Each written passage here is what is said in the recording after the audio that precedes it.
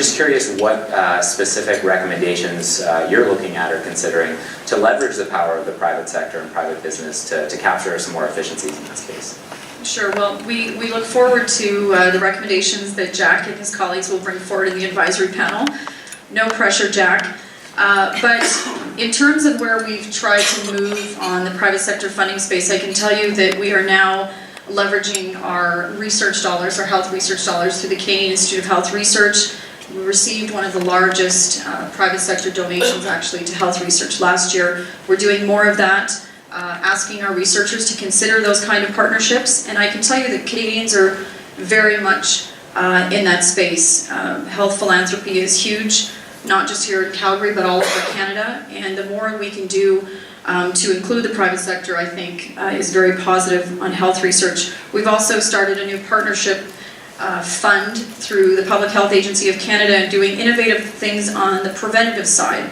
So, for instance, we have a partnership with the YMCA, and all kinds of private sector partners have stepped up to embrace this idea of working with the Public Health Agency of Canada to deliver programs to support health prevention activities. The next question is better using data analytics and becoming a better aggregator of health data on outcomes, on spending, in order to use that information more efficiently to drive better outcomes in the system. Well, I would point to what's called CIHI, was the Canadian Institute of Health Information, which does a lot of that big data analysis for us, and it's very helpful for those in the healthcare space, but particularly the provinces and territories. They're doing better and better work. In terms of Health Canada, I would say we don't do a good enough job.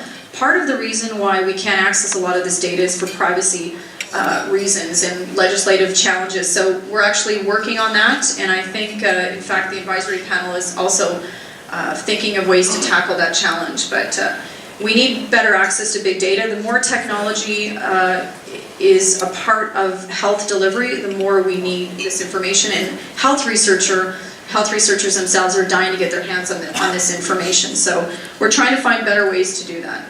Excellent. Excellent.